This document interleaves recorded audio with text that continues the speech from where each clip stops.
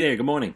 So I heard this story, I want to say a week or two ago. I don't actually remember the exactly where, but it was pretty interesting to me. So it was about a man who was having a mole problem in his backyard, and he kept trying to fumigate him and blow him up, kind of like Bill Murray did in Caddyshack, and the mole just kept coming back. It would not disappear.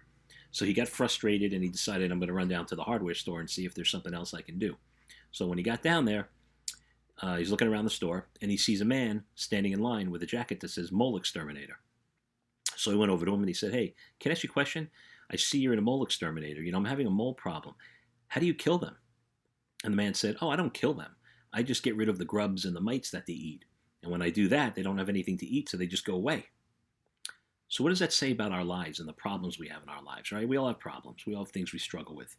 But how many times do we just kind of push it under the rug or make excuses for ourselves or for other people that are, related to our problem because we don't want to deal with it or confront it the way it needs to be confronted?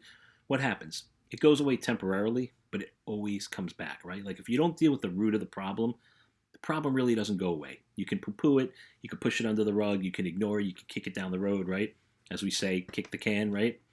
Punt the football. But at the end of the day, the problem always comes back. So, like if you're a teenager and you're struggling with a group of friends who are not treating you with the respect that you deserve, or they're busting your chops all the time and they think it's funny and you don't, if you don't say anything, they're going to keep doing it, right? And you might ignore it. You might be like, they're my friends. I love them. It's okay. But then you go home feeling bad about yourself.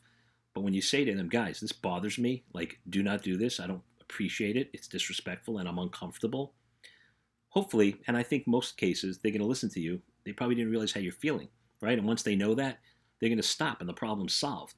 But if you just keep ignoring it or just being okay with it or just poo-pooing it, it's going to persist and the problem doesn't go away. It's like anything.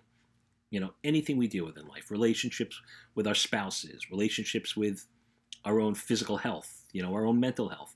Problems exist, but there's always a way to deal with a problem. The question is, are we actually dealing with the root of the problem, or are we just dealing with the peripheral things that the problem produces to go away because we don't really want to dig deep and really look into what's going on and handle it that way? So, just like the mole exterminator, killing the mole isn't going to do anything, but getting rid of what feeds the mole, that's how the mole disappears. So don't feed the problem. Get rid of the problem, and you'll be a much happier person. Have a great day.